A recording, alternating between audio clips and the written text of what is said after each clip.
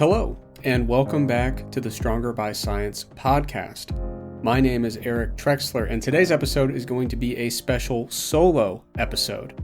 And the reason for that, if you've been following along the last few episodes, we are doing a bit of a special series of episodes leading into the new year, because obviously this is a time where people are really getting ready to set a bunch of new goals and hopefully start making some really big strides toward those goals. So in this series, what we've been trying to do is just kind of work from the beginning and cover a lot of the foundational information that someone needs when they're either just getting into fitness or if they're really getting ready to revamp and kind of revitalize their approach to fitness as the new year begins. So, for example, we've already done an episode covering goal setting. Then we did an episode covering motivation and behavior change. And you might remember back in episode 103, Greg did a segment on misapplications of popular weight loss advice. Today's episode is going to be different, but it's kind of in the same vein as that episode 103 segment. So in today's episode, I'm going to cover some of the most common questions about weight loss diets. And so one of the things that's interesting about the podcast is we have often lamented very publicly that sometimes our episodes get very long, right? And so sometimes someone will come to us and say, hey, where do I find information to get me started with this particular goal? And sometimes you have to say, well, there's a 2-hour episode on this topic and a 2-hour episode on that topic. And you start putting together this list of what they would need to kind of go through to get started. And you start to say, okay, well, that's about 14 hours worth of material. It's kind of a heavy lift to give someone when they're just trying to kind of get a comprehensive idea of how to get started. So this episode, like I said, I'm going to cover a lot of common questions about weight loss diets. The reason being, around the new year, a lot of people do tend to target weight loss as a goal.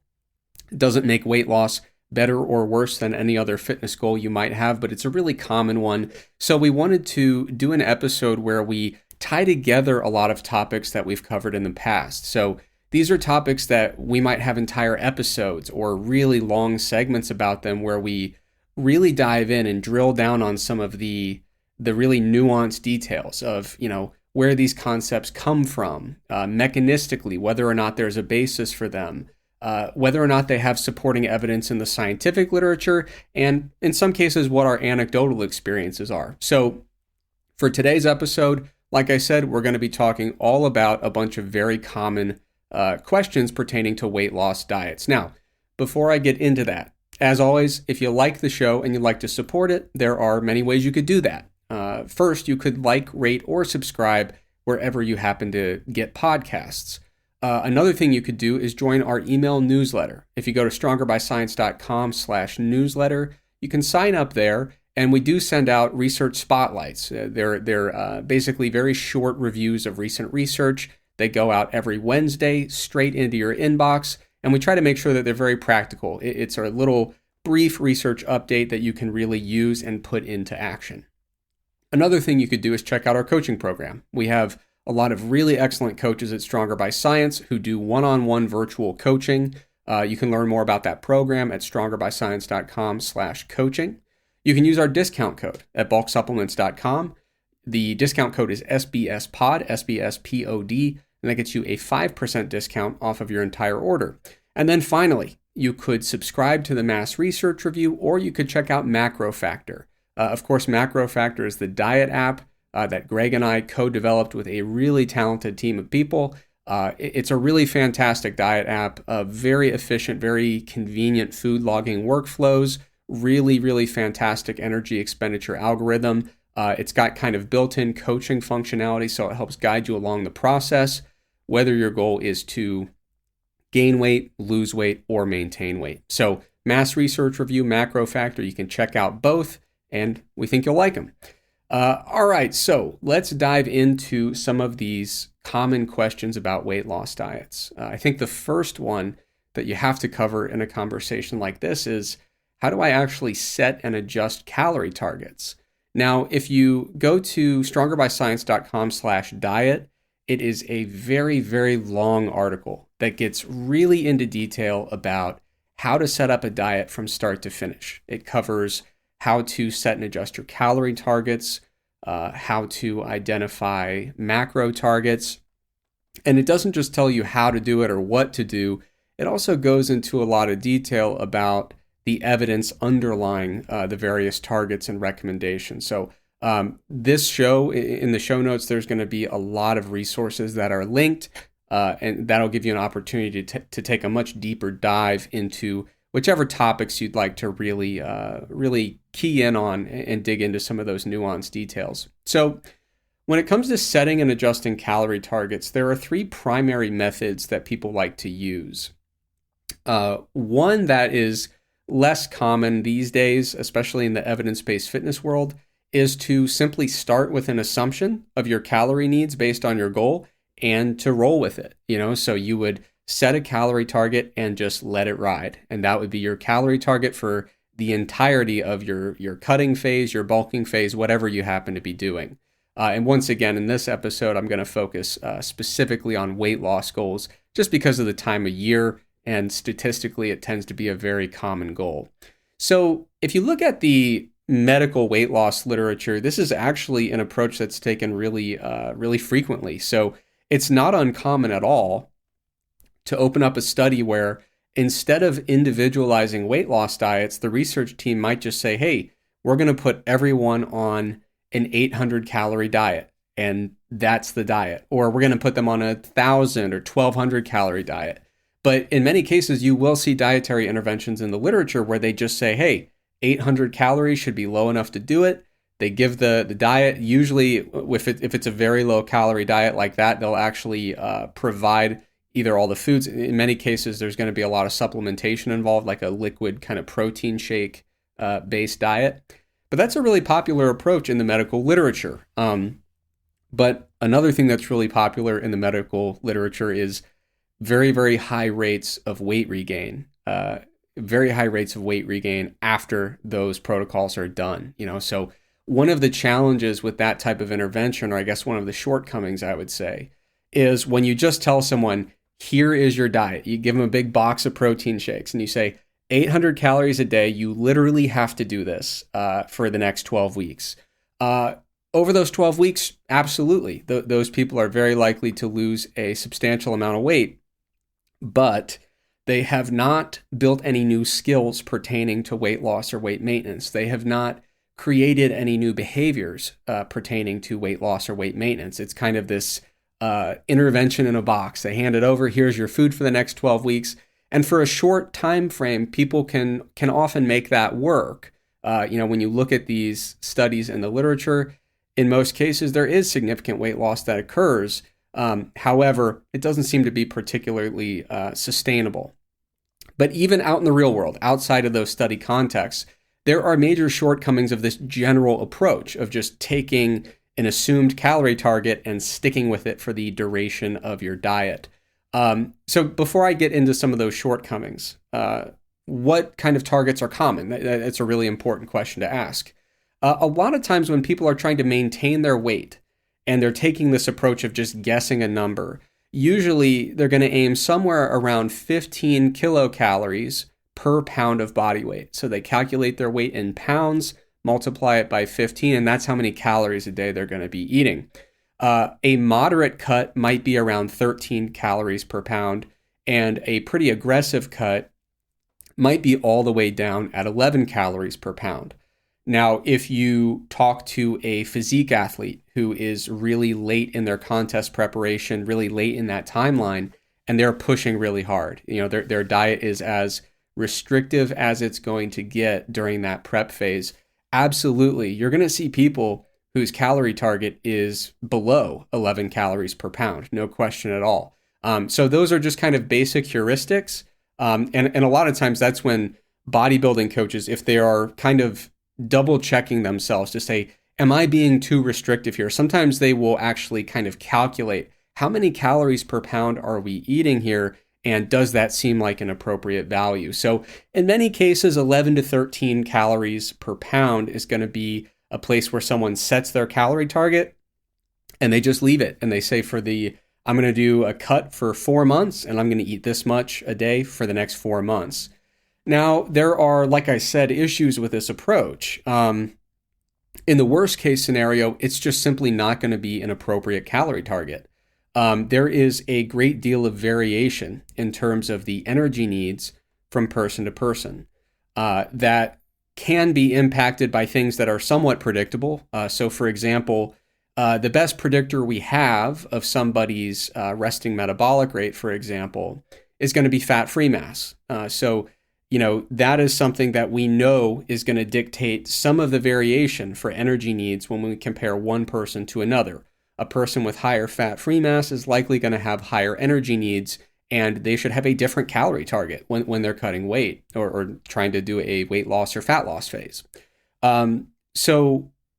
Like I said, the worst case scenario is that because there is variation, I mean, fat-free mass is one variable that can dictate these things, but it's one of many.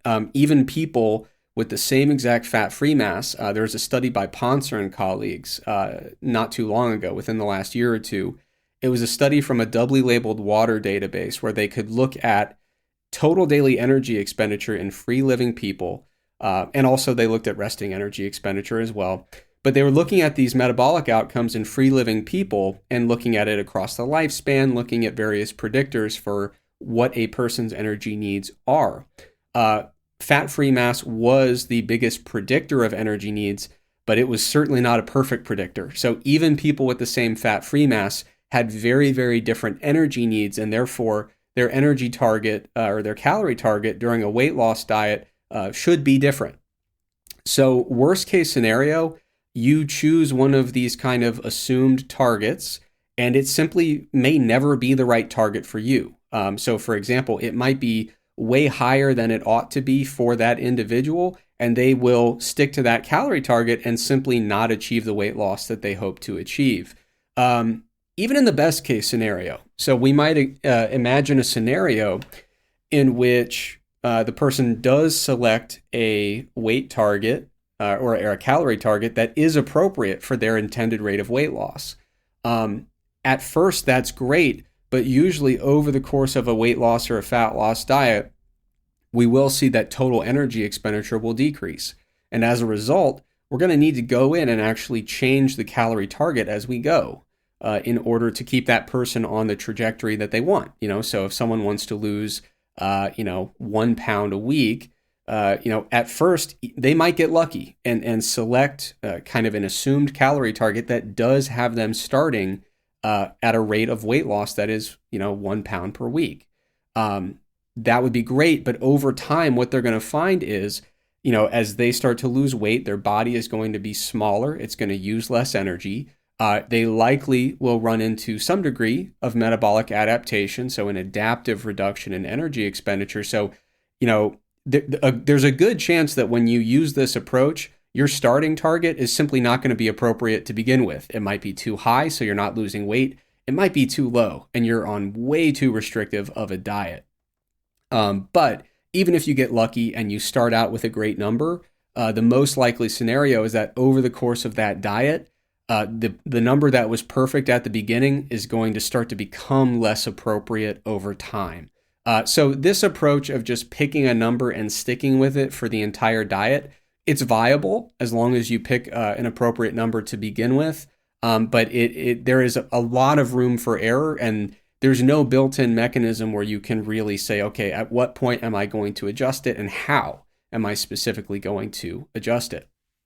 Now, the next approach that people will take is to do an estimate. They will use previously validated equations to estimate their resting metabolic rate. They will convert that to an estimate of their total daily energy expenditure, and then they will aim for a percentage of that value. And so, of course, if weight loss is the goal, you would be looking at a percentage that is less than 100%. You want your energy intake to be lower than your energy expenditure for a weight loss goal. So the way this works is there are a number of resting metabolic rate equations out there. And, a lot of times people will take that equation and they'll put in some basic information. There's all sorts of calculators online.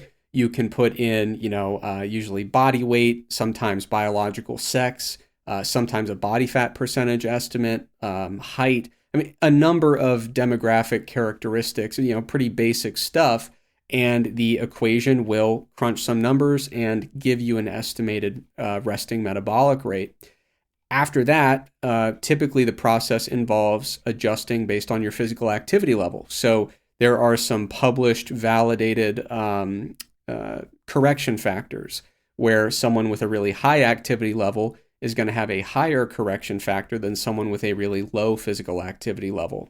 So you are using one of these equations that are based on very basic demographic information, very basic characteristics. You're using that to calculate your resting metabolic rate, or I should say to estimate your resting metabolic rate. You're multiplying by an activity factor, and that's going to give you an estimate of your total daily energy expenditure. So from that point, if you're trying to do a moderate cut, not super fast, not super aggressive, you might aim to eat 80 to 90% of your estimated total daily energy expenditure. So you would take your total expenditure, multiply it by 0.8 or 0.9, and that would be your calorie target starting out. If you were doing a more aggressive cut, then the number you're multiplying by, the percentage of calories you're going for, is actually going to be lower, which is obviously quite intuitive. So instead of multiplying your total daily energy expenditure by 0.8 or 0.9, you're actually going to multiply it by 0.6 or 0.7. And of course, it's going to give you a much lower calorie target.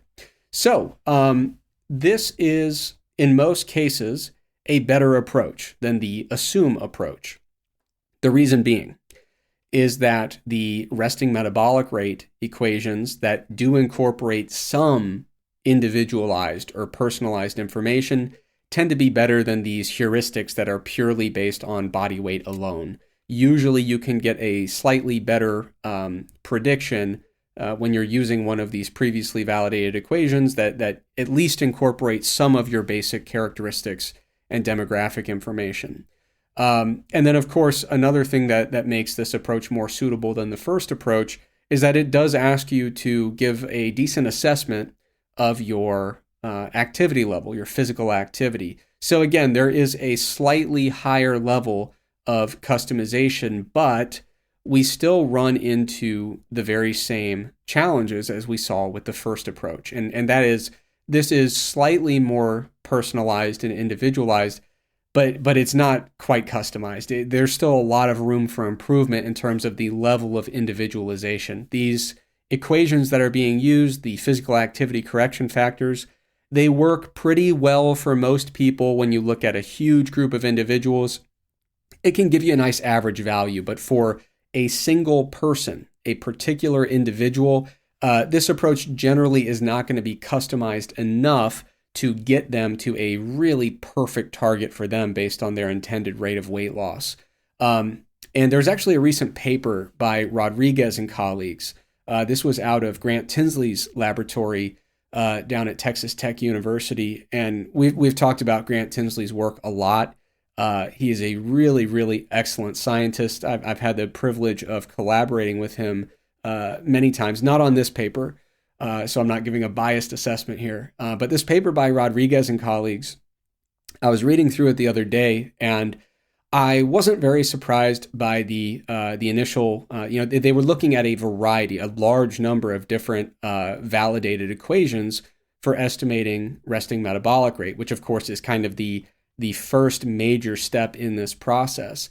And some of the equations did okay, some did worse. That wasn't particularly surprising because that's something that we've already known for quite some time. But the thing that was interesting to me was they were looking at how well these equations would basically account for increases in energy expenditure that occur during bulking, right? So I mentioned previously that during a weight loss phase, it's very common and it's very expected that we will see energy expenditure go down, and there will even be an adaptive component where energy expenditure goes down more than we would expect based on changes in body composition alone. The inverse of that is true for bulking as well. And that is something we've talked about on the show. During weight gain phases, energy expenditure tends to go up because we are just gaining mass. We're a bigger person who burns more calories. But above and beyond that increase, there often is an adaptive increase in energy expenditure. And this is the first paper that I'm aware of that kind of took this approach to looking at how a large number of these equations would do in terms of trying to account for that adaptive change in metabolic rate. And the short answer is they didn't do particularly well.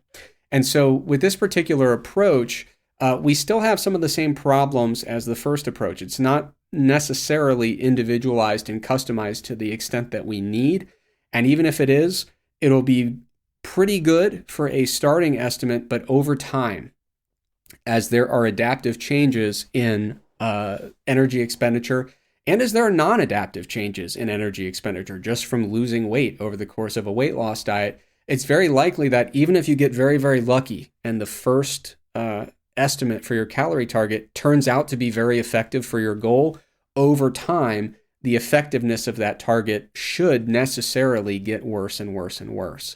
And within this approach, there's really not a great way to account for that and to make sure that you're updating your target in a way that is appropriate for your changes in energy expenditure. So that brings us to the third approach that's really commonly used, which is to observe how things are going and to make adjustments on the fly. It is an approach that takes a little bit more effort and a little bit more consistency in terms of weighing yourself, tracking your food, and things like that, but it is perfectly customized and it offers you an opportunity to continue changing your diet based on how your body is responding.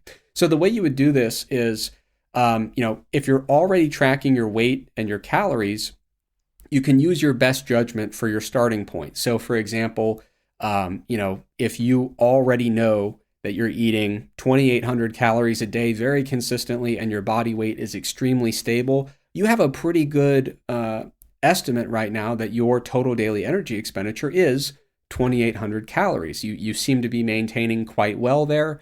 So that's really useful information. And you already have a great opportunity of knowing where you need to set your calorie target to have a, modest, moderate, or very aggressive rate of weight loss. So you already know the energy expenditure number that you're trying to base your calorie target from.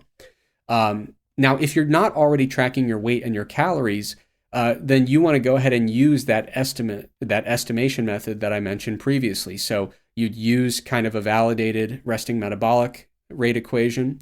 You would use correction factors. And if you go to strongerbyscience.com/diet, we do kind of talk about what correction factors we think are best. There's a set of correction factors that we developed for the Macro Factor Diet app that we think are, we believe they're a step up from the most common correction factors out there, just because they're a lot more simple to use. They're a lot more straightforward. So what you would do is you would use a validated equation. My recommendation tends to be the Cunningham equation from 1980, simply because it is based on fat-free mass, and because it has there's empirical research indicating that it does quite well for resting metabolic rate estimates in the general population. So people who might just be getting into fitness and do not have a prior history of a lot of exercise or weight training or anything like that. So it works really well in that particular population, but it also seems to work very well for very muscular physique athletes. Actually, right out of Grant Tinsley's lab, they had a study where they compared a bunch of different validated equations for muscular physique athletes because obviously their body characteristics are going to be very different. And so some of those predictive equations we talked about are not going to be as effective for that population. So the Cunningham equation from 1980 is really nice because it seems to work very well across a broad spectrum of body composition ranges and across a broad spectrum of muscularity levels and training status. So what I would recommend if you want to do this and you really don't know where to start with your calorie target, I would say best way to do it, we need to have an estimate of total daily energy expenditure. And so the way we're going to get that, if you haven't been tracking your weight and your calories and you don't know where to start, what you're going to do then is use the Cunningham equation to get resting metabolic rate, use the macro factor, the physical activity correction factors that we published. That will give you a pretty good starting point for your total daily energy expenditure. It's not going to be perfect, but with this approach I'm about to describe, it's completely okay. So what you're going to do is start with a calorie deficit that you think is going to be large enough to get you on track with your intended rate of weight loss. So if you want to do a pretty moderate cut, you don't want to be super aggressive about it, not in a big hurry. You want to make sure it's a really sustainable rate of weight loss. Probably want to start with losing 0.25 to 1% of body mass per week. If you want to go a little more aggressive, of course, then you could go above 1% of body weight per week. And so if you use macro factor, obviously there's a lot of logic built in terms of helping you identify, okay, how big should that initial drop in calories be? But the nice thing about this approach, even if you're not using macro factor, is you make your first adjustment. You might drop your calories by 250, 300, maybe 500, 600 calories. You make this first adjustment, or you kind of aim for a deficit of that size. And all you're going to do then is just monitor your changes in body weight. So you want to be really consistent about weighing yourself every morning, to the extent that it's possible. You're going to miss some days here and there. That's totally fine. But you want to also be as consistent as possible about your calorie intake. So let's say you run these numbers, you say, okay, I think I'm going to start with a calorie intake of 2,300 calories per day. And I want to lose 0.5% of my body weight per week. You would set that calorie target. You would try to adhere to it the best you can. And you would watch your body weight changing over time. And if you notice that you're losing weight too slowly, then of course, after you give your body enough time to actually adjust to that calorie target, then you would say, okay, I'm really convinced that this calorie target is too high. I'm not losing weight quickly enough for my goal. I'm going to go ahead and do another incremental adjustment where I reduce my calories. Now, you might start out and say, okay, this diet feels really restrictive. I'm losing weight much more quickly than I intended to. And because of that, you might decide that you want to actually revise your calorie target upward. You might say, this is going a little too fast. It's getting a little too restrictive too quickly. I know that I'm in it for the long haul with this weight loss phase. So there's a little bit of guess and check that occurs. Now, I will acknowledge, we make macro factor. Certainly we have a bias in terms of we think it works quite well. One challenge that you can run into with this third approach is without good data smoothing, your body weight might jump around a little bit, and it might be hard to really understand with a high level of confidence what your actual trend in body weight looks like. When you see it bouncing around, down 2 pounds, up 1 pound, up half a pound, down 2 pounds, it can be very tempting to overreact to some of these short-term fluctuations, or to simply really struggle to get a good sense of how your weight is truly tracking over the last week, the last 2 weeks, or the last month. Kind of establishing that weight trend can be very difficult without the help of a good software. So from our perspective, the nice thing about macro factor, if you choose to try it out, is it'll help you identify how big that initial drop in calories should be. It'll help you identify an initial calorie target that should be appropriate for a goal. And even if it isn't, it will continue to update based on your rate of weight loss or weight gain. And it'll basically continue to recalibrate. And over a pretty short span of time, usually only a couple weeks, macro factor can really hone in on your true energy expenditure and start to give you a calorie target that is very, very, very precisely in line with your intended rate of weight loss. And the best thing is, because it's constantly re-updating its understanding of your energy expenditure based on changes in body weight, changes in energy intake, you might start with a really great target. Over time, you might notice your energy expenditure is going down, rate of weight loss starts to slip. Macro factor will pick up on that based on your weight trend, and it will make the adjustment so that your calorie target continues to be in line with the goal that you've set. Now, moving on to the next question. around New Year's, there are a lot of people who are going into the new year, they're setting some new goals, and they are a little bit torn because, they do want to lose some fat. So maybe it's not necessarily a weight loss diet, but they want to do a fat loss diet. But they also have a goal that involves becoming more muscular as well over time. So they want to lose fat and they want to build muscle. Historically speaking, or I guess, traditionally, when you have a fat loss goal, typically you go into a caloric deficit. It's great for fat loss, not necessarily the best for optimizing muscle gain. And then, of course, the inverse is true when you want to really prioritize muscle building. You will typically go into a caloric surplus. You'll have a goal that involves gaining some weight, and it'll be great for building muscle, but it will not be very suitable for losing fat at the same time. And I'm talking about two extremes, but the reality is there's a spectrum. There are definitely instances where someone could build muscle and lose fat at the same time. We don't necessarily have to dichotomize it and say, if you want to lose fat, you have to be in this huge calorie deficit and you cannot build muscle.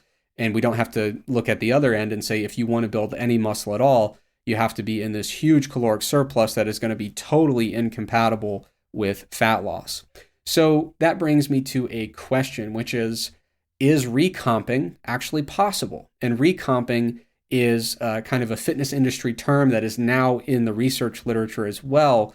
Recomposition refers to the process of simultaneously losing fat and building muscle. So when it comes to this question, is it possible to recomp? Is it possible to lose fat and build muscle at the same time? Most people who are pretty familiar with the evidence would say absolutely it's possible, because there is a great deal of research indicating that people do it. But where it starts to get a bit controversial, where you start to see differences of opinion, is when we actually really refine the scope of the question. And we say, is recomping possible for people who are already pretty muscular and pretty well trained? And so that's a different question entirely. I think it's pretty uncontroversial to suggest that if someone is entering, if they're just getting into fitness and they really don't have a lot of muscle mass, perhaps they have plenty of body fat to lose. When they start getting into fitness, they have ample opportunities to build muscle and lose fat. It's not going to take too much for them to build muscle. We see some studies where, people that are particularly inactive, they might actually gain a little bit of lean mass from walking interventions or low intensity cardio interventions. So if you're very untrained, it does not take a lot to have some degree of hypertrophy or muscle growth occurring. And then, of course, if you have plenty of body fat to lose, it does not take a lot to start to get body fat moving in the other direction and see some loss of fat mass. So if you ask someone, is recomping possible? Most folks will say, absolutely it is. But some folks will say, if you have really any resistance training experience at all, it's going to be very, very, very unlikely. And that is a perspective that I certainly understand, but I would also push back against that. And I think the best singular source of evidence that would contradict that position is a review paper by Barakat and colleagues. So Chris Barakat was the lead author of this. He puts out some really excellent content, very, very good bodybuilder. And in the article, it was a review paper, and they basically said, hey, let's look for it. Let's see if we can find instances where people are really achieving recomposition despite the fact that they were already resistance trained before the study began. And indeed, they do point to several different instances where it has been documented many times. And in fact, we're talking about effects that are documented at the group level. So it's not like there's one or two outliers in the sample who happen to do the unimaginable. We're talking about an average group level change that is totally compatible with recomposition. So what's really interesting about that review paper is they didn't just provide very compelling evidence that it's possible. They also showed that it's not as rare as you might expect, and it occurs in a lot of different scenarios. And what I mean by that is it's not always in people that are losing weight and happen to gain a little bit of muscle in the process. There are instances where people resistant trained people achieve recomposition when they are having a net loss of body weight. So basically, the amount of fat that they're losing, the mass of fat that they're losing is greater than the mass of muscle that they're gaining, but both are occurring, right? So it's a net weight loss, but they are recomping. Of course, there are plenty of instances where people are recomping, but their body weight is staying very stable. So it's not really changing by more than half a kilogram in either direction. They are maintaining their body weight, and it's basically like, hey, lose a pound of fat, gain a pound of muscle. You've recomped, but your body weight has stayed the same. You know, the example I mentioned previously of weight loss with recomp, that would be like losing 4 pounds of fat and gaining a pound of muscle, right? So the net effect is weight loss, but recomposition has occurred. So they documented instances of recomposition in resistance trained folks who were losing weight, who were essentially maintaining weight, and even in people who were gaining weight as well. And that's going to be a little bit harder to do if you're talking about really big changes in body composition. But absolutely, there are instances where someone might gain over the course of a study 2 pounds of muscle and lose a pound of fat, right? And so in that case, you would say, okay, well, body weight has gone up, but fat mass has gone down. So there is the review paper by Barakat and colleagues that was looking more at group level data. But one thing that dawned on me recently, people who have been following the show, following the website for a while, will remember that back in the day, we had a series of articles about the concept of P ratios and hypertrophy. And getting deep into that topic is probably beyond the scope of this particular episode and segment. But what we were looking at is body composition changes in resistance training interventions, but we were looking at individual level data from the studies. So instead of just looking at the group average, we actually gathered individual level data of all the individual participants. And what we were trying to do is kind of plot out the relationships and figure out within these studies, you know, what do these body composition changes look like? How does it relate to some very specific baseline characteristics? But it dawned on me recently when I was covering this topic for an article that we have all this individual level data that we used for a participant level meta-analysis in that series of articles about P ratios. So we have, you know, as we were doing this participant level meta-analysis, we gathered all this individual level data. So we don't even need to rely exclusively on these group level averages. We can look at individuals and say, were there people in here who achieved recomposition while they were losing weight, or who achieved recomposition while they were weight stable, or who achieved recomposition as they were actually having a net gain in body weight? And indeed, within that large pooled data set from all those studies that we included, there were, of course, examples of all of those different things, people recomping when they were losing, maintaining, or gaining weight. So we have pretty strong evidence, both at the group level and at the individual level, that absolutely people can achieve recomposition, but I don't want to be unclear about this. It is absolutely true that recomposition is more feasible for some folks than it is for others. Okay, so if you think about someone with a high potential for recomposition, so someone for whom really substantial recomposition is a high likelihood, they would have a certain set of characteristics. So first of all, they would be engaged in a resistance training program. If you want to have simultaneous muscle building and fat loss, of course, the first thing you want to do is make sure you're actually lifting weights during that process. Another characteristic or factor contributing is someone who is new to resistance training or has a relatively low level of muscularity. These individuals are more likely, broadly speaking, to have the potential for substantial recomposition.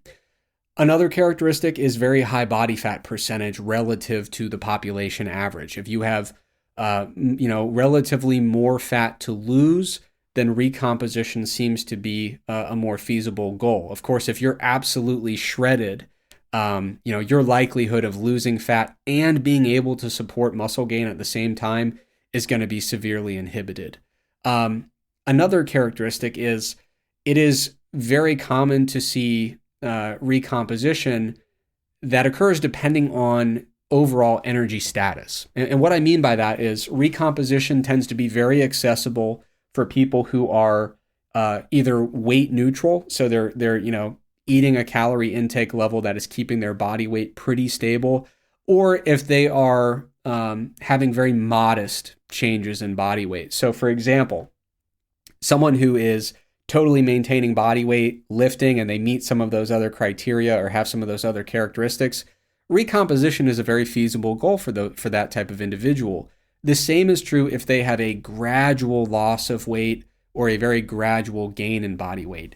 But what would be very uncommon, very atypical, would be having an enormous caloric deficit and expecting considerable muscle gain at the same time. There was a meta-analysis a while ago, probably about a year or so ago, where they looked at the relationship between an energy deficit and the gains in lean mass that were observed over the duration of resistance training interventions. What they found was, deficits were not particularly helpful, as we would expect for building muscle, because building muscle is an energy-intensive process. We can really help it along by making sure we're providing plenty of calories and plenty of energy to fuel that energy-demanding process. What they found, though, was, for smaller energy deficits, it wasn't particularly uncommon to see muscle growth occurring. But as energy deficits got larger and larger, as rates of weight loss and fat loss got larger and larger, there started to be bigger impacts by which hypertrophy was attenuated. And so if you were hoping to recomp and build muscle while losing fat, you would want to make sure that you're not in a massive, massive caloric deficit as long as you can avoid that. And the opposite is true as well. If you are eating enough calories to fuel extremely rapid muscle gain, really large amounts of muscle gain, it's going to be quite unlikely that you are also consuming a calorie level that is low enough to simultaneously facilitate fat loss. And so what we see is that if someone is gaining weight very, very, very rapidly, it probably indicates that their calorie intake is too high to be supporting the simultaneous loss of fat mass. It's just going to be very infeasible for a drug-free natural lifter to be rapidly gaining muscle, really large amounts of muscle, while also losing fat at the same time. So people who are new to lifting have higher body fat percentage, and people who are not in a massive deficit or a massive, massive energy surplus, these are individuals who, as long as they're lifting weights, have the highest possible potential for recomposition. And that brings me to kind of a sub-question, which is really, really common around this time of year. There are a lot of folks who say, okay, I know what my long-term goals are. I want to eventually be leaner than I am now. I want to have lower body fat, but I also want to have a lot more muscle than I currently have. What do I do first? Do I need to cut first? Do I need to bulk first? Should I recomp first? And the reality is, it kind of depends. And physiologically, there aren't a lot of wrong answers. The first one that we've already covered is recomping. When someone is deciding whether or not they want to do a recomp phase or try to do recomposition, they have to really seriously consider whether or not they're a person with really high potential for recomping. So if you're very, very lean, very well trained, very muscular, it's probably going to be unlikely that you're making really dramatic recomposition happen.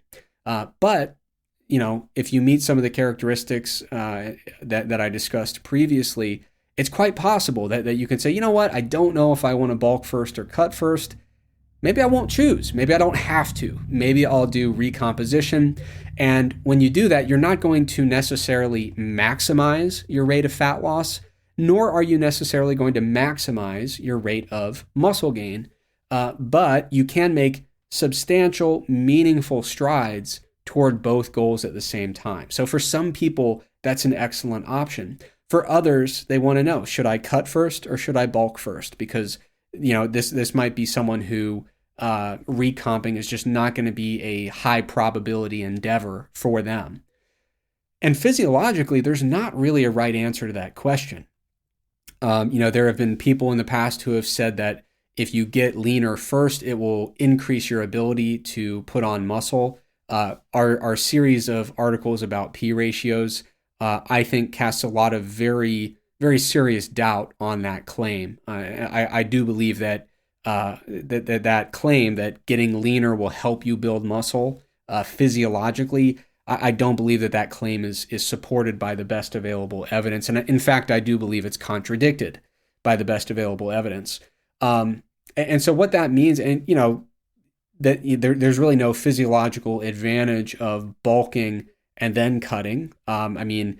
You could get into some arguments about if cutting first would make you more predisposed to rapid regain of fat mass.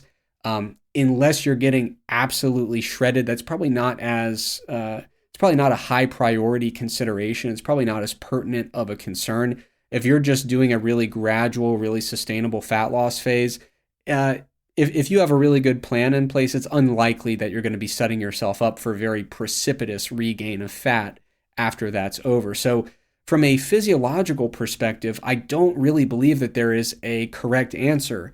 And some people find that frustrating. They say, well, I wanted the right answer and now I don't have it. But in reality, the answer is that they're both right. They are both viable options: cut first and bulk later, or bulk first and cut later. And what I usually recommend people do is think very seriously about which of the two is most exciting to you right now. I encourage people to think very, very deeply about their priorities, their sense of urgency for one goal versus the other. And I think when it comes to striving toward a goal, if you're really neutral and you say, well, I equally want to get leaner and build muscle. I know that I need to do both of these things, but you don't know which one to do first.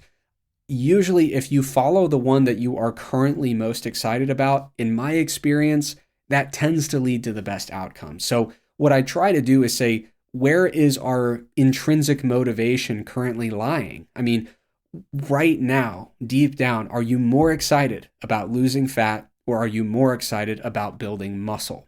Knowing that doing one, to some extent, comes at the expense of the other in the short term, but you can get to the other one later in the long term. So what I usually encourage people to do when they're really saying, I don't know if I should bulk or cut or recomp, what I usually encourage people to do is, first of all, let's figure out if you have a high likelihood of really substantial recomposition. For some people, it's not going to be that feasible of a goal. It might be possible, but it might not be a high probability outcome.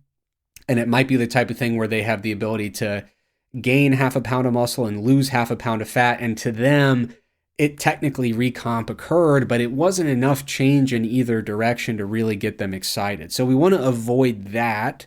So then when you start saying, okay, well, I'm not going to recomp, should I bulk or should I cut? I usually tell people physiologically, it's not going to make that big of a difference. So what that means is you should probably do the one that you are most excited about at this exact point in time, and you can do the other one after the fact. And then, of course, you can oscillate back and forth between those. I generally discourage rapidly going back and forth. If we're talking about very, very short time scale. So I would not tell someone to go 2 weeks of bulking, 2 weeks of cutting back and forth. It's possible, it's viable, you can do that. But I usually like to make sure that when I do a bulking phase, I can look back and say, I made big strides during that bulking phase. I like to say, I'm going to do this bulk for 5 months, 6 months, maybe 9 months, maybe a year. I really want to lean into this and commit to it and look back and say, I easily gained 7 pounds of muscle. And the same is true for fat loss phases. I don't like to do a 1 week cut or a 2 week cut. I like to do it for months on end so that we can look back and say, wow, we lost 25 pounds. And that was a really, really successful approach that we took. As the first and only fitness podcast with a steadfast commitment to traditional family values, we know that protecting families is important. Right you are, Eric, but I will note there are some things that are even more important than protecting traditional family values and the moral fabric of our society. That's right, Greg. It's important to protect families, but it's even more important to protect corporate entities. That's why I joined the advisory board for the Sports Nutrition Association, along with trusted fitness pros like Danny Lennon and distrusted arch nemesis like Eric Helms. The Sports Nutrition Association is the home of sports nutrition. They are dedicated to ensuring the sustainable prosperity of the sports nutrition profession, and they offer a unique pathway to robust insurance coverage for your sports nutrition business. Simply put, it's the best way to protect the corporate entities that are closest to your heart. And I should note, if you're an individual sole proprietor providing sports nutrition services and not a corporate entity, the Sports Nutrition Association can help you out as well.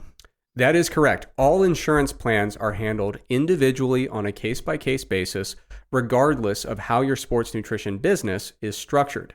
But even if you don't want insurance coverage, SNA membership comes with a bunch of other perks and advantages. The Sports Nutrition Association is the only global professional sports body that has a defined standard for sports nutrition scope of practice for its members. This ensures that members maintain high standards in their practice so that the public can always trust in the quality associated with the services of an accredited sports nutritionist through the Sports Nutrition Association. If you already meet their minimum education requirements, you can become an accredited sports nutritionist today. If you don't meet those education requirements yet, you can enroll in the certificate program in applied sports nutrition. That allows you to become a provisionally accredited member upon completion. To learn more about the Sports Nutrition Association, head over to www.sportsnutritionassociation.com today. Today's episode is sponsored by the Sports Nutrition Association, and Stronger by Science LLC sincerely appreciates their support. Now, moving on. The third question that comes up a lot when we're talking about weight loss goals and weight loss diets, the third question is, how do I set and adjust my macro targets? And so for this question, once again, I'm going to refer readers back to the diet article, strongerbyscience.com/diet. That article, of course, covers how to set a calorie target, but it also talks about macro targets, how to set them, and how you might adjust them over time.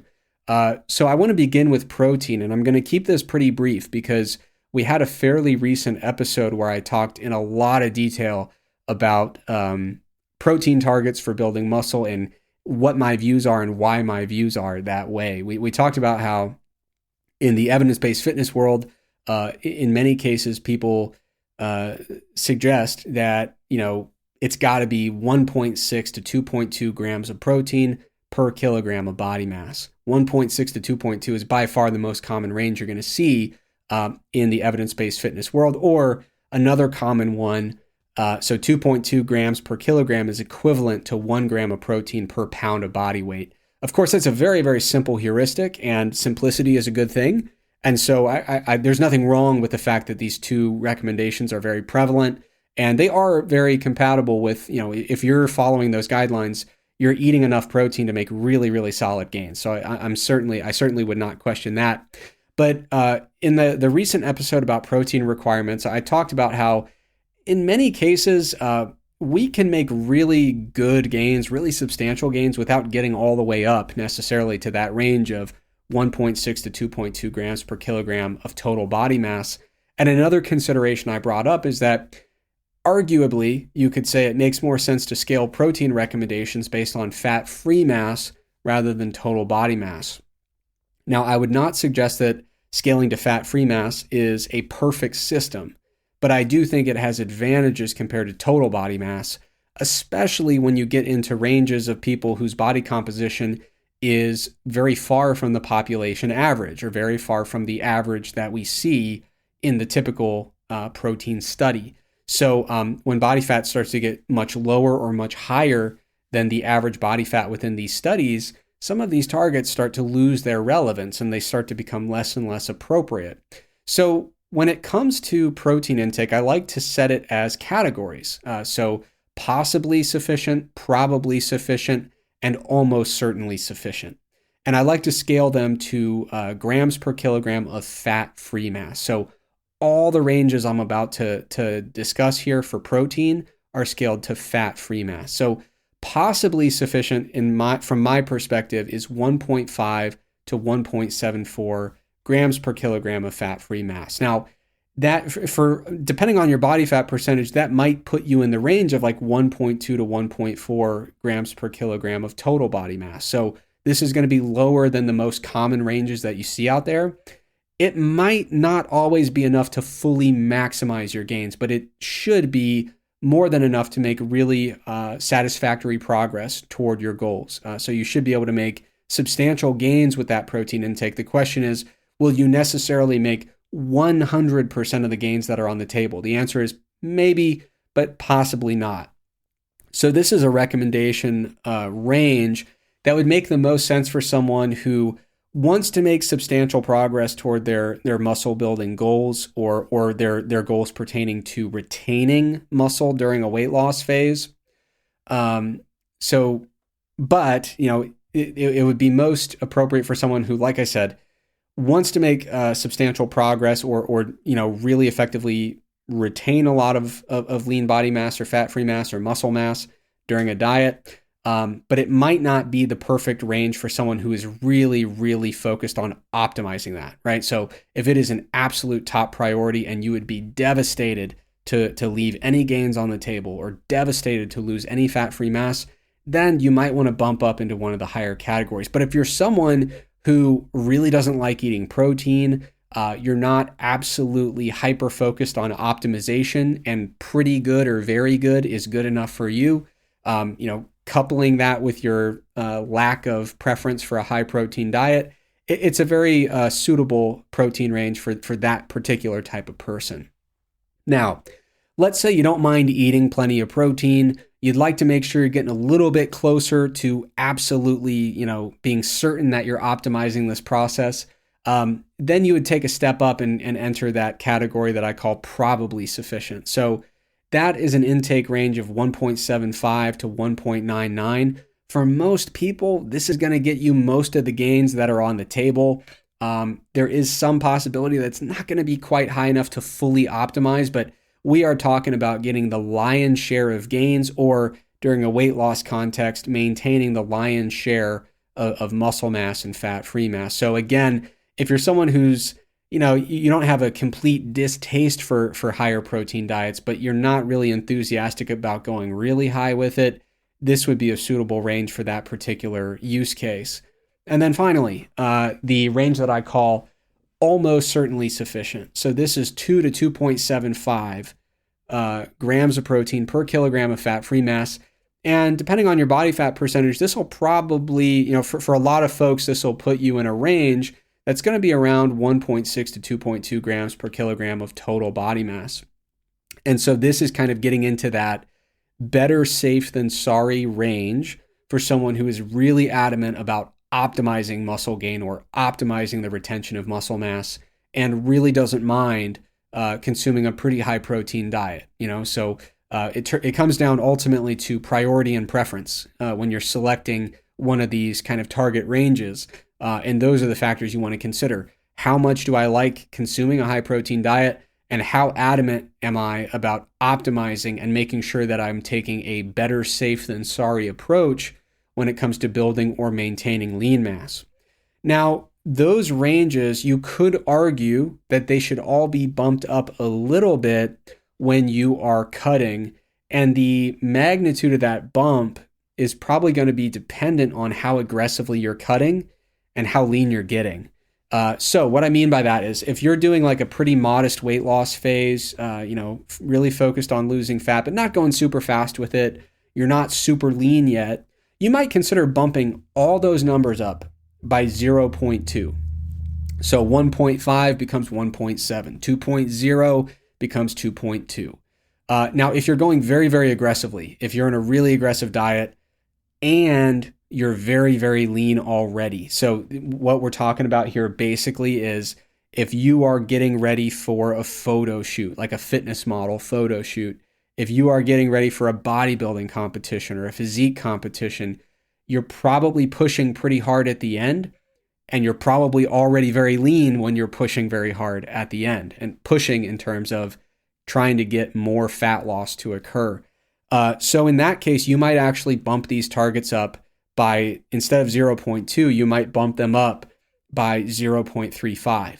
So that highest category, that almost certainly sufficient category, would actually bump up. It would go from 2.35 to about 3.1 grams per kilogram of fat-free mass, which is a range that is very, very compatible with the range from a systematic review published by the good Dr. Eric Helms. I think it was back in 2014. It's been a number of years now, but obviously Dr. Helms loves bodybuilding, and he published a systematic review looking at, in that particular situation, not necessarily competitive bodybuilders, but shredded people who are trying to still get leaner and diet pretty aggressively. How much protein do they really need in order to optimize their ability to retain muscle mass and fat-free mass? And it was higher than the typical range that you would need in order to just build muscle in a caloric deficit or something like that. And so that range that I mentioned, if we bump these numbers up by 0.35 and we settle on a range where, if you want to be absolutely, better safe than sorry, really focused on optimization, it would go up to 2.35 all the way up to 3.1 grams per kilogram of fat-free mass. And so that gives a couple ideas of, how you would go about setting a protein target. And then, of course, the way that you adjust it is going to depend on how your diet's going, right? So you might say that you want to start out, you might be starting out with plenty of body fat to lose. You might be starting out with a really conservative approach to weight loss, not pushing things too fast. So you're not super lean yet. You're not super aggressive with your dietary approach. You might say, I'm going to start out about 1.8 grams per kilogram of fat-free mass. Over time, as your likelihood of losing lean mass accelerates, because, maybe you're getting much leaner, you're starting to get pretty shredded, you're starting to get more aggressive with your approach to fat loss, you might find that over the course of your diet, you're actually pushing it upward a little bit, and it's going up into the 2, 2.4, 2.8, even maybe a little upwards of 3 grams per kilogram of fat-free mass. So we can see this kind of natural incremental process that you could elect to take as your diet progresses. Now, moving on to fat. Going to keep this one pretty brief, and there's a good reason for that. When you look at the literature on how low fat can go on a diet, this is the area where I think there is the least evidence to really lean on. Now, we know that if you go too low with your fat for too long, you can run into some potential issues, right? So, for example, one of the ones that comes up a lot is low production of sex hormones. So we might see, for example, that testosterone starts to really drop off if we go very, very low with fat intake for a sustained, long-term period of time. Now, the problem with fat, though, is if we go too high with it during a fat loss phase, this is going to displace other important nutrients, right? So if we're just really enthusiastic about having plenty of fat in a weight loss diet, that's okay. And there are people who have very successful weight loss on very high fat diets when you look at the ketogenic diet literature. But the problem is for a lot of folks, it's going to displace protein and carbohydrate in the diet to an extent that they're really not happy with. If you're not really committed to a ketogenic diet and your fat is a little higher than it should be when you're dieting, doing a weight loss diet, you might start to really feel like you're missing out on some of the benefits of adding more protein or adding more carbohydrate. So the question is, how low is too low? And it really comes down to a matter of perspective, right? So if you're talking about just avoiding short-term serious adverse events, that is something where you can look at the literature and you'll actually find some very, very low fat intake. So I mentioned earlier in this episode, some of the clinical weight loss literature, you're going to see people on 800 calorie diets, and you can imagine the fat intake is not going to be high, right? You got to get your protein in. There's going to be some carbohydrate. if you're on an 800 calorie diet, you just don't have enough calories to work with to pretend that you're going to have some really, high fat approach.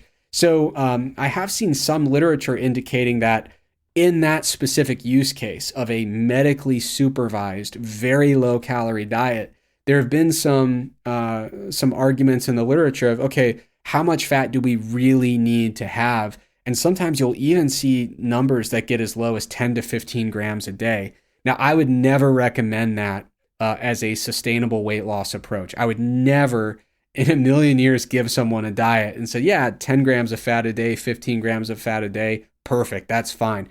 I would never go that low. I wouldn't feel good about it. I would have concerns about other things aside from just, really serious acute adverse effects. I'd be starting to worry in the longer term about if we're just giving the body the nutrients that it needs. Are we really eating enough fat to facilitate suitable absorption of fat-soluble vitamins? Are we taking in all the raw materials we need to support, proper, building of cells themselves?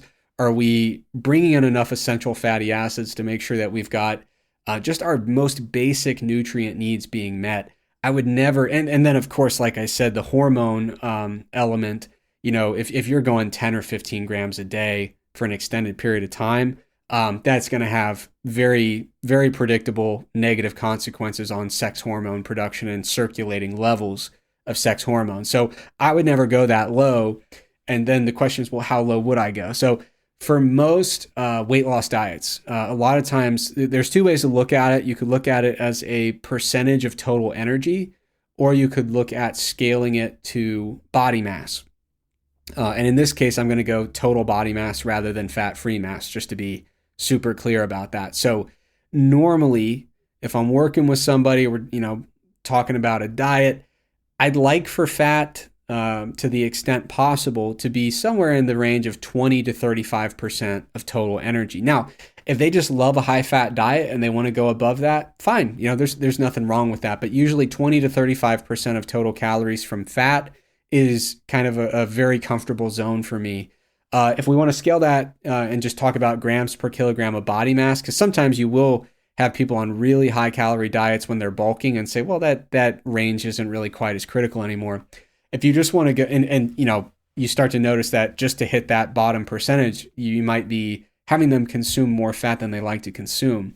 So you might instead say, well, let's talk about grams of fat per kilogram of body mass. And usually I try to keep people in a range of 0.7 to 1.5 grams of fat per kilogram of body mass. Now, of course, there are going to be exceptions, especially if you're talking about a physique athlete getting down really low in a diet, competition is coming up, diets is getting really, really restrictive. You want to make sure that there's plenty of protein in the diet, so they're preserving muscle mass. You want to make sure there's plenty of carbs in the diet, so they're still able to train really effectively. Sometimes on the tail end of a contest prep, you are going to see it get down to 0.6, 0.5 grams per kilogram of body mass. That does happen. And sometimes people just really like a lot of fat and you'll go above 1.5. But one of the most common questions I get about fat, aside from, what's kind of the typical range during a cutting diet, like I mentioned, 20 to 35% of total energy, or, 0.7-ish to 1.5 grams per kilogram of body mass, and sometimes going a little below 0.7 for short periods of time. But aside from those general ranges, sometimes people will ask me, okay, what is just the lowest that you will go? Because I said 10 and 15 grams, I'm not going there. It's not a number that I feel good about, not at all. So my lower boundary, and I have published this in our diet article, what I like to do is base it on height. And so it's all based on, it's relative to a height of 150 centimeters. So if you're shorter than 150 centimeters, the lowest I would ever really recommend going with fat, it would be 30 grams a day. That's the lowest that I would ever feel good about saying, oh yeah, that looks okay. Now, of course, there are always exceptions to that, but generally speaking, I don't like to go below 30 grams a day for just about anybody. Now, if you're above 150 centimeters tall, then there is an equation that you can use. So you would take your height in centimeters, you would subtract 150, you would divide that value by 2, and then you would add 30. So for example, if you're 180 centimeters tall, subtract 150, you get a value of 30. You divide that by 2, that's 15. You add 30, which is just a constant in the formula, 45 grams of fat would be your minimum. So whatever your height is, subtract 150, divide that by 2, add 30, and from my perspective, that's about as low as I ever like to go with fat. Now, where did that equation come from? It's not sitting there in a study, okay? This is me just kind of piecing together literature and trying to find a generalizable heuristic that seems to set a very good lower boundary for folks that seems to be compatible with the evidence that I've seen. So you're not going to be able to go out and find a singular study that says, we use this equation, it's the perfect formula, and everyone was better off for it. This is kind of a heuristic that is informed by the evidence, but is not directly empirically validated, nor is it pulled directly from an empirical study in humans. And then finally, the next question would be carbohydrate. How high should it be when dieting? Normally with dieting, the approach I take is I start by setting a protein target. Then I set a fat target that is above that minimum and somewhere within that range I feel comfortable with. Protein is set, fat is set, and then the rest of calories are coming from carbohydrate. The reason I like to do that is assuming that you're lifting or doing some form of exercise and you want to do that exercise quite well. If it's, higher duration, higher intensity, anything that's really an intensity greater than a jog and being done at a considerable level in terms of the volume that you're doing on a weekly basis or the intensity. If you're doing a lot of exercise, you probably want to make sure you're getting plenty of carbs in your diet. And when you're in a weight loss diet, you really want to try to make as much room for that as you can while still hitting your preferences for protein and fat. Now, there's a lot of debate among lifters about how much is enough for carbohydrate. Usually what I say is if you're doing a decent amount of glycolytic activity, like I said, an intensity greater than a jog, doing it for extended periods of time if we're talking about cardio, if you're doing, bodybuilding type workouts or CrossFit type workouts or circuit-based workouts, you probably want to try to get plenty of carbs in your diet. If you can swing it, if you have enough calories to work with, the number I like is somewhere between 3 and 4 grams of carbohydrate per kilogram of body mass. I like to keep it at 3 or above for as long as I can during a weight loss diet. And for someone who really prioritizes their high intensity exercise performance, or for someone who just really likes carbohydrate, I really try to squeeze as many carbs into the diet as I possibly can. But ultimately, calories are going to get low. That is the nature of dieting for weight loss. And so at a certain point, something's got to give. You're not going to get down into the later stages of a weight loss attempt and say, okay, I'm going to give up a bunch of protein and sacrifice lean mass retention just to kind of get extra carbs in. That's usually not going to be an advisable trade-off for most cases. Same thing, if your fat intake is already kind of at or near that lower level, you're probably not going to want to dip below that lower level just to kind of squeeze in more carbs.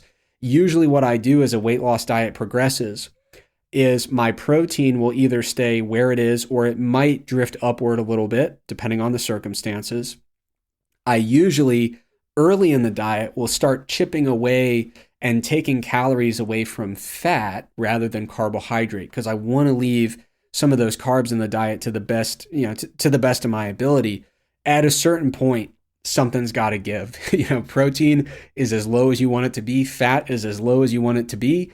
And the carbs are just going to have to give. And so sometimes I will get into situations where at the end of a really intense diet, especially in a bodybuilding context or physique athlete context, the carbs are just going to get pretty low. And it's just so we can preserve our protein and fat as much as we can. Okay, moving on to another question here. Question number 4 is, how worried should I be about metabolic adaptation? This is a super prevalent, common question for people that are about to embark on a weight loss diet. And my answer, how worried should you be? The answer is not at all. what I would encourage people to do in terms of metabolic adaptation is to be informed, but not worried. Okay. And the reason for that, we've covered metabolic adaptation many times in articles, in podcasts. The most recent time that I've talked in detail about metabolic adaptation was actually a podcast segment and an article about reverse dieting. You can find that article at macrofactorapp.com/reverse dieting. And, over the years, I first started doing research on metabolic adaptation probably in 2013, and then published my first paper on it in 2014. And I've been talking about it and writing about it ever since. And my views certainly have evolved. And the literature itself has evolved quite a bit. Even just looking over the last few years, in particular, there's a researcher of the last name Martins who has published a number of very illuminating studies on the topic of metabolic adaptation. Back in the day, people were wondering, or in doing a lot of research on, does metabolic adaptation exist? And the answer is yes. When people do weight loss diets, there is often an adaptive reduction in total daily energy expenditure that exceeds the reduction that we would anticipate based on changes in body composition. So there is an adaptive process happening. It is greater than zero, this kind of extra reduction in energy expenditure. It exists. And the vast majority of folks are pretty solidly convinced of that these days. It's usually not a lot of debate about whether or not it exists. The question is, what is its impact? How much does it matter? How much should a person be worried about it? And like I said, I don't think people should be worried about it. I think they should be informed about it. They should expect that it's going to happen. They should know that the magnitude of metabolic adaptation tends to be quite variable from person to person. So we cannot easily predict exactly how big it's going to be. But the most important thing is that it is constrained. It's you're not going to have 3,000 calories worth of metabolic adaptation. You're not going to reach a point where you're on an 800 calorie diet and you just cannot lose weight. There will always be a calorie number where further weight loss is possible. And so, sometimes people worry if metabolic adaptation has completely shut the door on their goals for weight loss. And the answer is virtually always no. The door is not shut. There is still a calorie target that will be suitable for continued weight loss. So when we talk about metabolic adaptation, like I said, I talk about it a lot in that reverse dieting article. And the important thing to understand is that metabolic adaptation exists and it adds a little bit of friction. And what I mean by that is when we look at a study and we actually separate out who are the people that experienced a lot of metabolic adaptation and who are the people that experienced very little metabolic adaptation, there are differences, right? So the people who experience a lot of metabolic adaptation within a study are likely to lose less weight over a fixed timeline. If everyone's doing the same intervention, the people who have the most metabolic adaptation often experience a little bit less weight loss over that timeline. It's not zero. They still have a tendency, especially in the study I'm thinking of by Martins and colleagues, which I do cite in that article about reverse dieting. They have shown, the people with a lot of metabolic adaptation, maybe they only lost 11 kilograms in the study, and the people with very minimal metabolic adaptation, maybe they lost 14 kilograms, but everybody had a very successful weight loss process. But there was a little bit of extra friction where the folks experiencing more metabolic adaptation probably would have needed to make some bigger changes to get the same exact amount of total weight loss compared to people who were experiencing less metabolic adaptation. The other thing, another way to look at that friction in a different study by Martins and colleagues, is that they did a study where they were just looking, not at who loses more weight over a fixed period of time, but everyone has a particular weight loss goal that is, standardized. So everyone has the same general goal. And the question is, who gets there the most quickly? And so another way to look at that friction is that people who experience the most metabolic adaptation It's not that they never got to that weight loss goal, it's that they needed a little bit more time. But we're only talking about a matter of a few weeks in most cases. So, if someone were to say, hey, what is the worst case scenario for my metabolic adaptation? If I say, how you wanted to lose 14 kilograms in the next 6 months, you're only going to lose 11. Not ideal. It's not what they wanted to hear, but that 11 kilograms is not nothing. It's not like metabolic adaptation has closed the door on a successful, making successful strides toward the weight loss goal. Same thing if someone said, you can still achieve the goal that you wanted, but because you experience kind of a higher than average amount of metabolic adaptation, a lot of people could get there in 6 months, but it's going to take you 7. A lot of people would say, okay, not what I wanted to hear, but certainly not devastating, not a massive, massive issue. So one of the important things to keep in mind is, yes, metabolic adaptation exists. Yes, it can add friction to the process, but something that's really important to remember is that metabolic adaptation is not reliably predictive of weight loss success. So when they do these studies and they say, okay, we're going to do a 1 year or a 2 year or a 6 year follow-up, they do a weight loss intervention, they measure who had a lot of metabolic adaptation, who had very little, and then they look at, okay, 1 year after the intervention, who regained the most weight? 2 years after, 6 years after, who is regaining the most weight after these weight loss interventions? It is not the people who experience the most metabolic adaptation. It's very intuitive to assume that if you experience a lot of metabolic adaptation, you are going to end the diet with lower energy expenditure, and you are going to be set up for a scenario where you are much more likely to regain a lot of weight and a lot of fat very quickly. It's very intuitive to make that assumption, but the empirical data in the controlled trials would indicate that is not the case. The folks who experience metabolic adaptation during that trial, it is not reliably predictive of their long-term success or their long-term ability to maintain the weight loss that they achieved. There are simply much more important factors that are predicting long-term weight loss success. Adhering to sustainable lifestyle modifications, that is huge.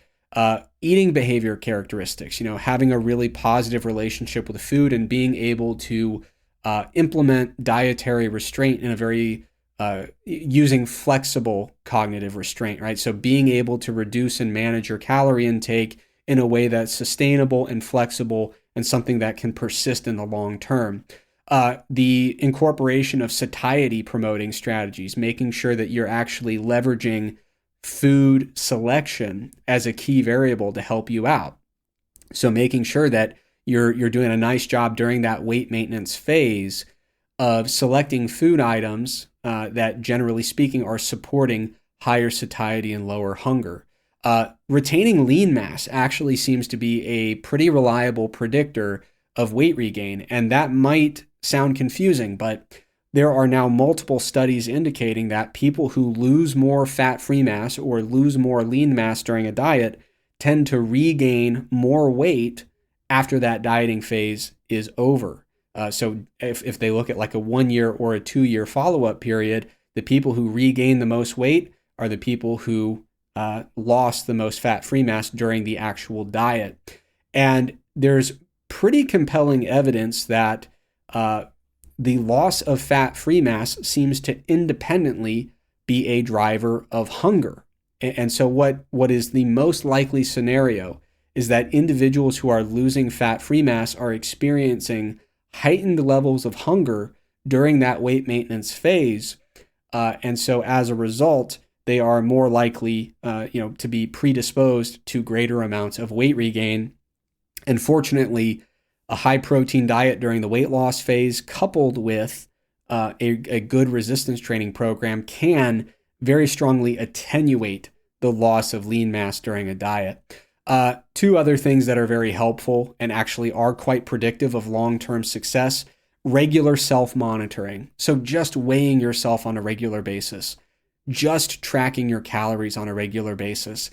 It keeps you in touch with how things are going so that when body weight starts drifting up, when calorie intake starts drifting up, you notice it before there's been a substantial accumulation of fat mass or body weight. And so you can get in and kind of steady the ship before you feel like you've really collapsed your motivation. If you feel like you've thrown away a lot of the progress that you had previously made, sometimes that can actually have a really strong demotivating effect that causes this kind of snowball where you start to lose touch with some of the things that helped you lose that weight in the first place.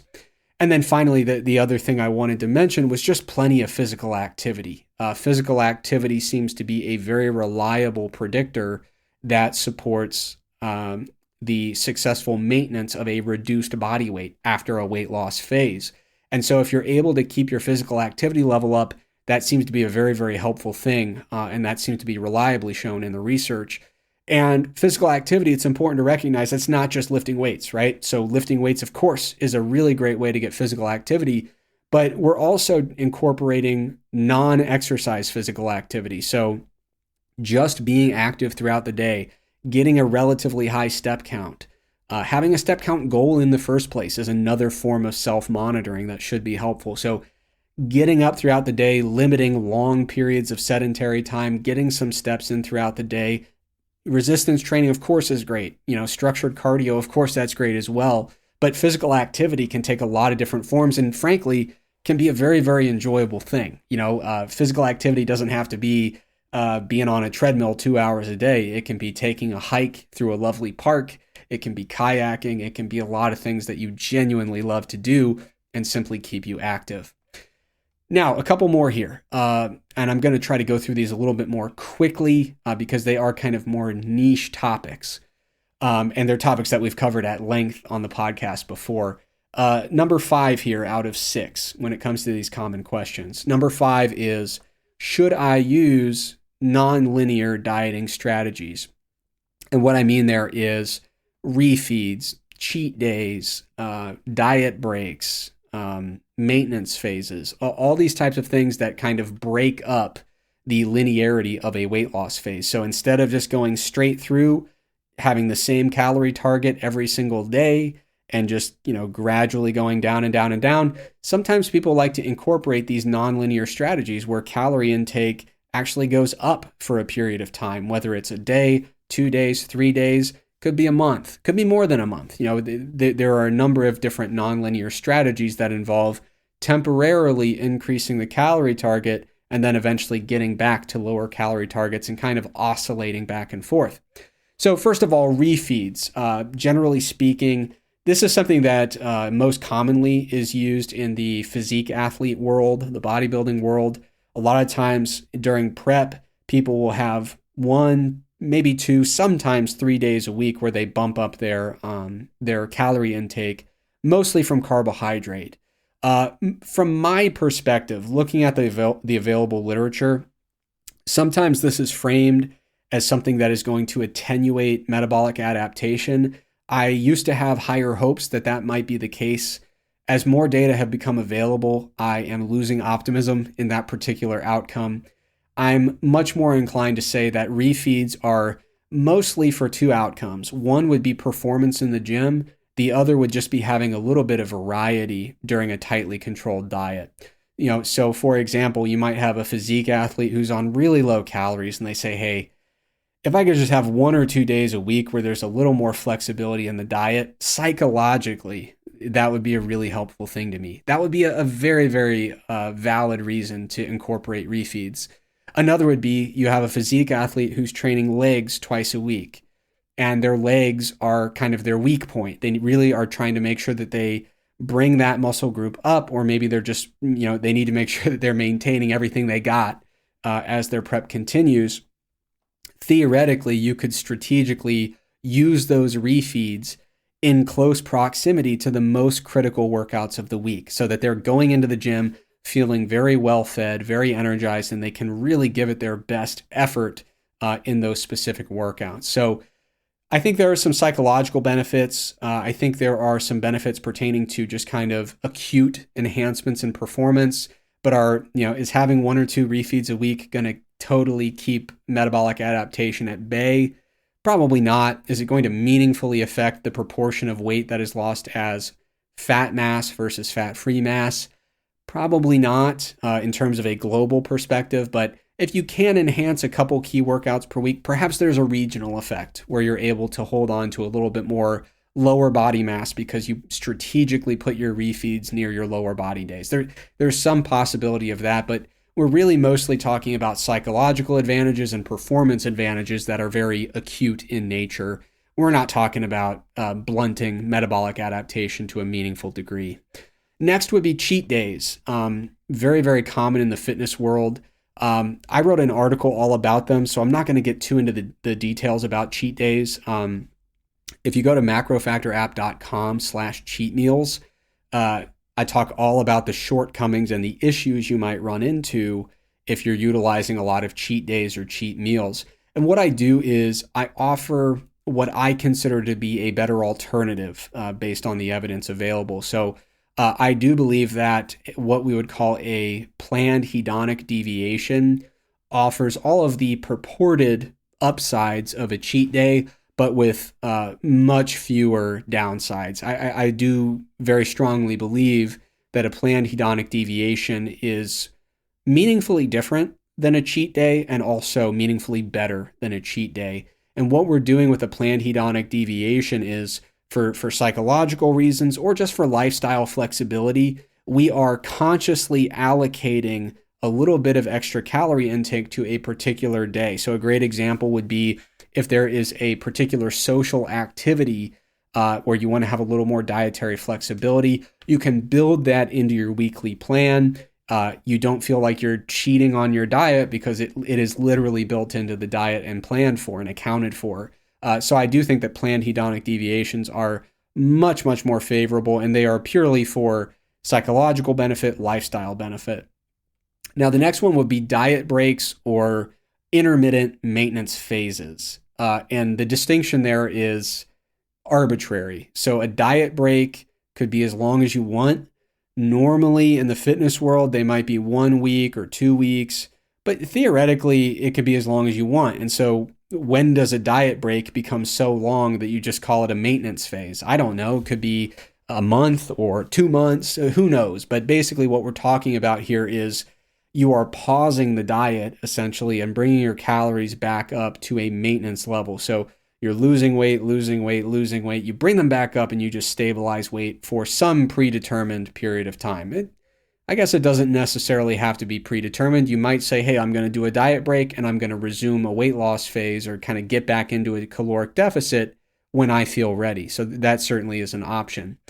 Now, the question is there a physiological advantage here that makes diet breaks more effective for fat loss, more effective for, attenuating or preventing metabolic adaptation? There was one study called the Matador study that is the most promising evidence that would suggest that there is a physiological advantage where diet breaks enhance fat loss and diet breaks attenuate metabolic adaptation. It was a very good study. It was done very well. But when you look at the results, numerically speaking, quantitatively speaking, it's a virtual certainty that the differences caused in terms of total daily energy expenditure, metabolic rate, all that stuff about metabolic adaptation, the effects on metabolic rate were not nearly large enough to describe the differences between groups, where the diet break group, for some reason, lost a lot more fat than the group that just did a diet straight through. The most likely scenario is that the advantage was behavioral, psychological, just providing more flexibility in the diet and giving people an opportunity to pause, take their breath, get out of that deficit, and then re-enter at a later date.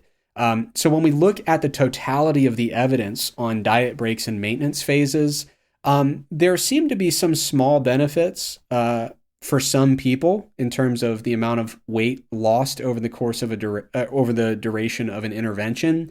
But the main benefits appear to be psychological more than anything. It seems to be something that is psychologically and behaviorally advantageous in a way that supports dietary adherence.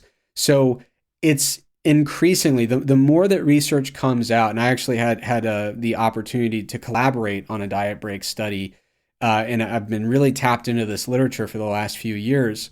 When we look at that literature very closely, the more that you look at the totality of it, it's very difficult to suggest that diet breaks or maintenance phases are having some huge physiological advantage or some huge advantage where they are totally blunting metabolic adaptation.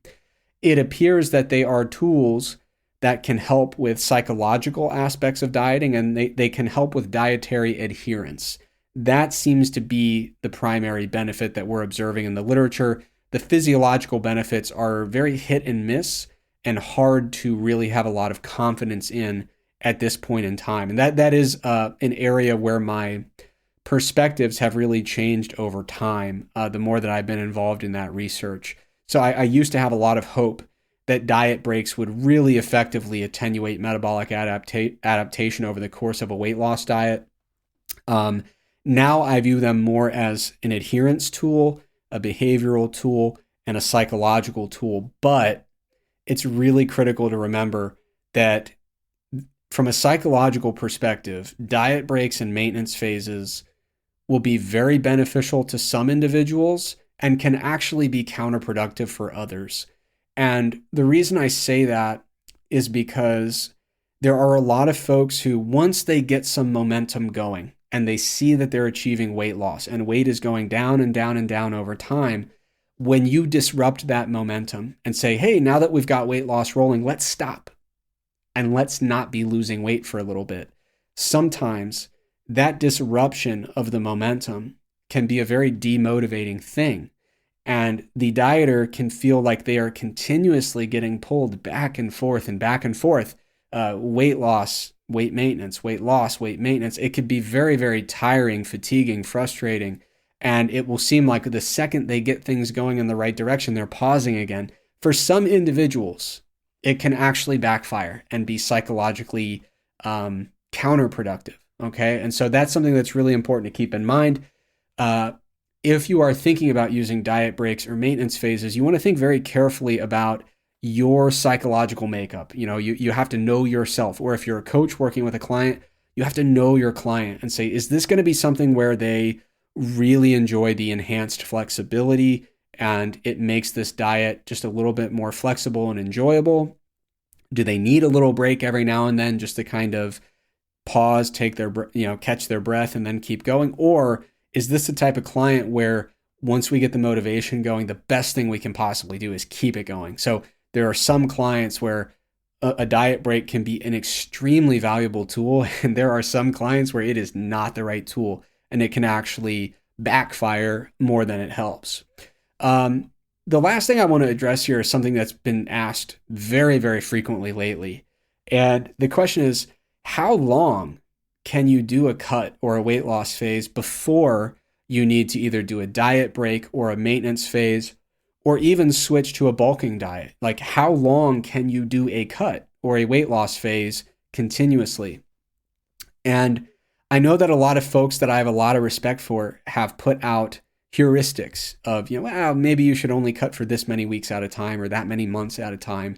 And that's okay. I'm not trying to be hypercritical in this segment, but I've never seen convincing evidence to me that would indicate that there's any cap on how long you can do a successful weight loss phase.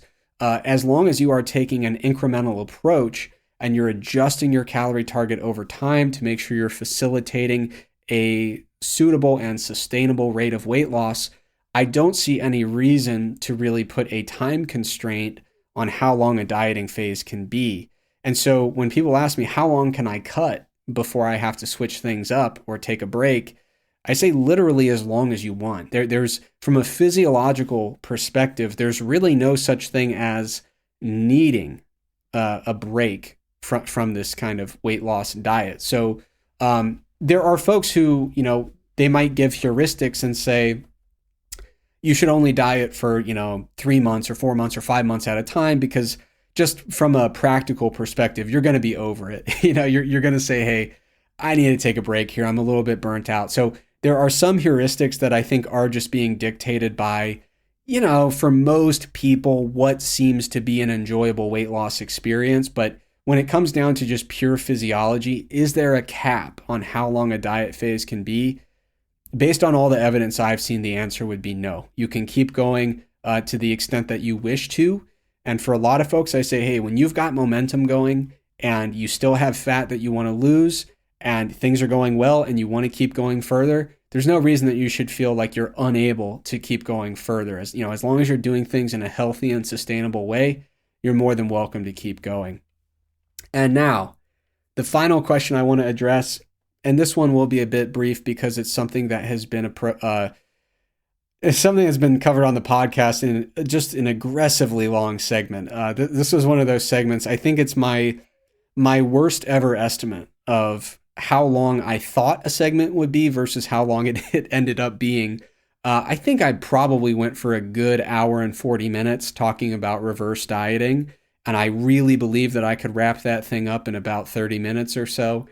So hey, my mistake. I was wrong on that. But the good thing is, if you want a really deep dive into reverse dieting, that segment and the corresponding article take a much deeper dive than anyone would possibly want to see. So the sixth and final question I want to address in this particular episode is, should I reverse diet? And people are going to ask that for in many different circumstances. So should I reverse diet before I do a cut? Do I need to prepare my metabolism for a successful cut? Another question is, do I need to reverse diet after I complete my weight loss goal? Is this like a mandatory or necessary or extremely advantageous strategy to transition from a weight loss phase into a long-term maintenance phase? So those are the two most common applications of this question, should I reverse diet? So the question, should I reverse diet before a cut in order to kind of prepare my metabolism and, theoretically make that diet a little easier, make it so that I can diet on higher calories than I otherwise would be able to? My answer to that would be no. I do not think that you need to reverse diet before a cut. And of course, like I said, I've gone into a lot of detail elsewhere about that, but there are a number of points to be made here. Number one, your resting metabolic rate or your total daily energy expenditure at the start of a cut does not seem to be reliably predictive of weight loss success. So it is not true to say that if you could only get your metabolic rate higher, then we can say that you should be more successful in a subsequent weight loss phase. That claim doesn't seem to be very compatible with the available evidence. Another question, or another point to be made, I should say, is that having higher resting metabolic rate or total energy expenditure at the start of a cut does not necessarily mean that you will maintain a higher metabolic rate or energy expenditure throughout the entire cut. So just because you're able to theoretically do some overfeeding or reverse dieting that starts to cause your energy expenditure to go up before a diet, any progress that you're making in that regard, the evidence would suggest that is not going to be a durable change. You're not going to be able to increase it before the diet and then have that increase persist as you transition into a weight loss phase. What we tend to see in the literature is, even if you were able to have work your metabolic rate higher before the diet, the second that you go into a caloric deficit and a weight loss phase, there's no reason for us to believe that any gain in metabolic rate would actually persist and survive that transition as you get into the next weight loss phase. That the increase in energy expenditure that we might observe during an overfeeding strategy, if we want to call it reverse dieting, that seems to be an extremely short-term, extremely transient effect. And once you exit that overfeeding or reverse dieting strategy, it goes away, it vanishes. You don't get to just hang on to that forever. And then finally, what we notice is that, when we talk about people with thrifty metabolic phenotypes, these are people who experience the most metabolic adaptation, the largest drops in energy expenditure over the course of a diet. they actually tend to have resting metabolic rates before they diet when they're just at, neutral energy balance, stable body weight. Their metabolic rate and energy expenditure tends to be as high, if not higher, than folks who have less thrifty phenotypes. So the idea that you need to get your metabolic rate up to start with, and that's going to protect you from a drop when you transition to a dieting phase. Like I said previously, that doesn't seem to be compatible with the literature. Having a high degree of metabolic adaptation or a particularly thrifty phenotype is all about how your body responds to the change in energy status when you go from positive or neutral to negative energy balance.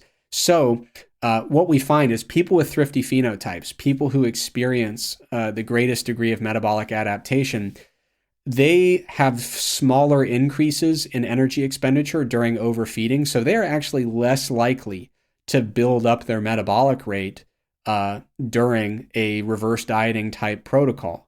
So it's probably not going to work very well even when they're trying to overfeed. They're going to be more likely to simply just gain some fat during that reverse dieting process, but they're going to have highest likelihood of fat gain during that process, lowest likelihood of any meaningful increase in energy expenditure. And even if they did, the second they transition over into a deficit, that is when we're going to see a pretty substantial drop in energy expenditure. And so there's really no evidence to suggest that reverse dieting before a cut is going to make that cut more successful. And it is least likely to help the individuals who would theoretically want it the most. Now, the other question, like I said, is after I complete my weight loss goal, is that a time where I need to reverse diet? Is this something that is going to help me transition into a more successful long-term maintenance phase after my cut is over?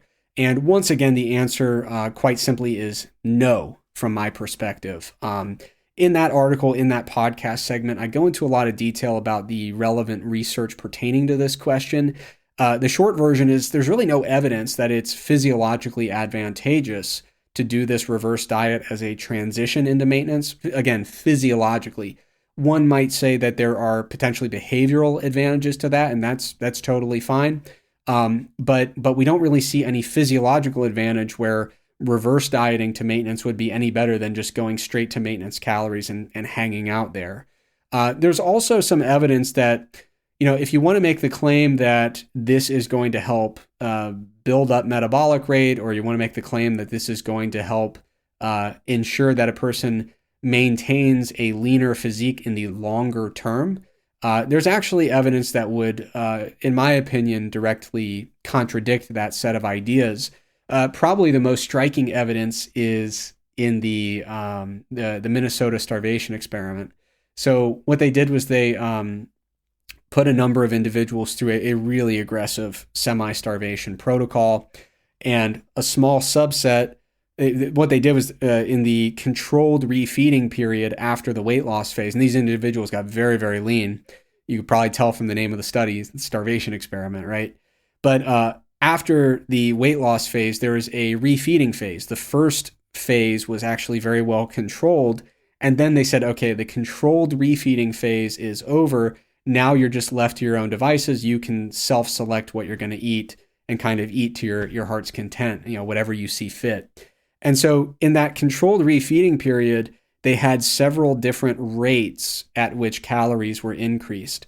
And there are two really important observations from that experiment when it comes to reverse dieting. First of all, the individuals who were given the pretty slow rate of reintroduction of calories, the protocol that would look most similar to what most people call reverse dieting, they were really struggling to physiologically recover from the prior diet. And so the researchers said, hey, this is way too slow. These folks are not physiologically recovering from the diet the way we had hoped. We're not stimulating enough recovery. We actually need to start speeding things up. So they actually changed course during that controlled refeeding period. Now, during that controlled period, even after they changed course, they had these 4 different levels of, the rate of caloric reintroduction. And the folks who introduced calories very quickly, of course, they gained considerably more weight than the individuals who did a slower and more gradual reintroduction of calories. But what was really interesting was what happened after they just reverted back to their typical kind of self-selected eating habits.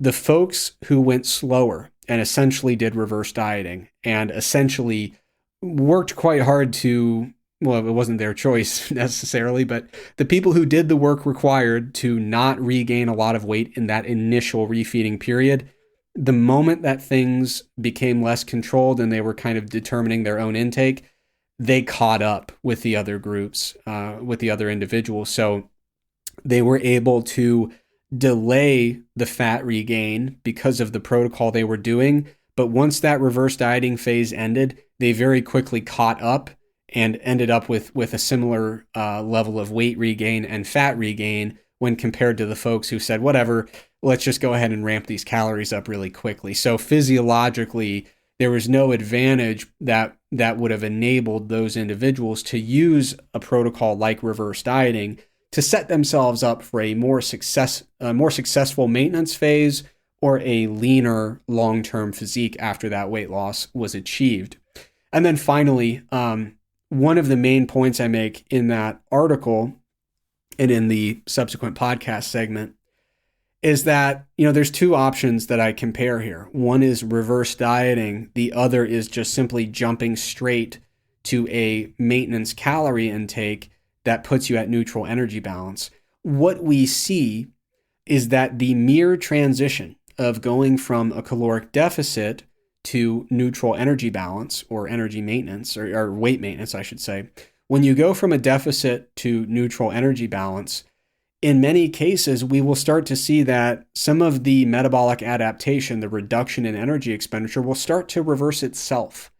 Not because you're forcing it to by making small incremental changes, but it is simply a natural thing that occurs when you go from negative energy balance to neutral, when you go from an energy deficit to maintenance. And so one of the points that I argue, and I present a number of calculations and citations to support this, is simply jumping to maintenance accomplishes the thing that a lot of people are trying to do with reverse dieting. A lot of people, after they finish a diet, they say, I want to really build up my metabolic rate so that I'm able to consume higher calories throughout this maintenance phase.